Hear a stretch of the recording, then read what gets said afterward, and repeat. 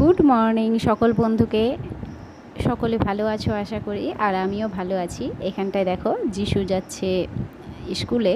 তো ওর তো সকালবেলার স্কুল, সেই জন্য বেরিয়ে পড়েছে স্কুলে, আর ওকে রাখতে যাচ্ছে ওর বাবা।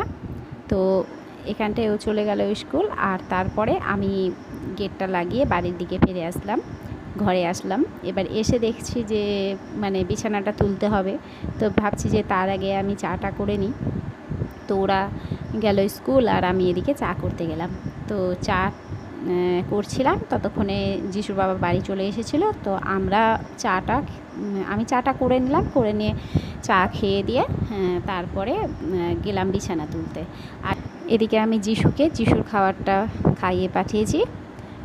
তো ওর সকালের খাবার খেয়ে স্কুল চলে গেছে। তারপরে ভাবলাম যে বিছানাটা গুছিয়ে নিব, কিন্তু গুছানো তখনও হয়নি, আমি গিয়েছিলাম চা করতে। তো এখানটা দেখো যিশুর খাবারের গ্লাসগুলো তার মধ্যে এই বিস্কুটের প্যাকেটগুলো রাখা ছিল, কেটে কেটে বিস্কুটের প্যাকেটগুলো কেটে কেটে আমরা চা তো খেয়ে নিয়েছি, কিন্তু এইভাবে কেটে রাখা থাকলে তো হাওয়া লেগে নষ্ট হয়ে যাবে। সেই জন্য ভাবছি যে এগুলো আমি কৌটোর মধ্যে ঢেলে নিই।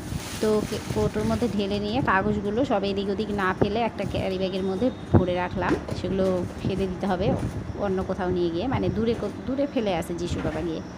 আর এদিকে দেখো চিনির কৌটোটা একদম এত এখন তো বর্ষার সময়, তো চিনির কৌটোতে যতই গুড় রাখতে গেলে, চিনিতে কিন্তু গুড় এখানে মেশানো থাকে দোকানে, মিশিয়ে গুড় মিশিয়ে নাকি চিনি নরম হয় না, জল জলা হয় না, রসে টাইপের হয়ে যায় চিনিগুলো।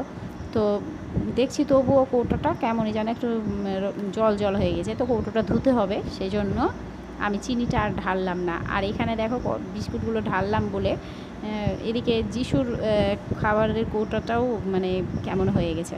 তো বিস্কুটগুলো এখানটায় আমি গুছিয়ে রেখেছি, আর বিস্কুটগুলো ঢাললাম বলে ওই জায়গাটা কেমন যেন নোংরা হয়ে গেছে, বিস্কুটের গুঁড়ো টুড়ো পড়ে কেমন হয়ে গেছে। জায়গাটা আমি পরিষ্কার করে নেব। তারপরে এসেছি বিছানা তুলতে। তো এখানটায় বিছানা তুলে নিয়ে আমি রান্নার দিকে ফিরে আসলাম। আর এইখানটা দেখো এনেছে মাছ, আর যিশুর ইচ্ছা হয়েছে যে মাছের মাথা দিয়ে লাউয়ের তরকারি খাবে। তো আমি সেই জন্য মাছের মাথা দিয়ে আজকে লাউয়ের তরকারি করে নিব। আর এখানটায় দেখো যিশু আজকে স্কুলে গেছে, আর ও তো বলেইছে যে ম্যাগি খাবে, সেই জন্য ম্যাগিটা ফুটিয়ে নিচ্ছি। তার মধ্যে লাউটা কাটলাম, লাউ কুচি করে আবার রান্নাটাও হয়ে গেল, মাছের ঝোল করলাম, আর মাছের মাথা দিয়ে লাউয়ের তরকারিটা করলাম। তো বন্ধুরা, আজ এই পর্যন্তই। তোমরা সকলে ভালো থেকো।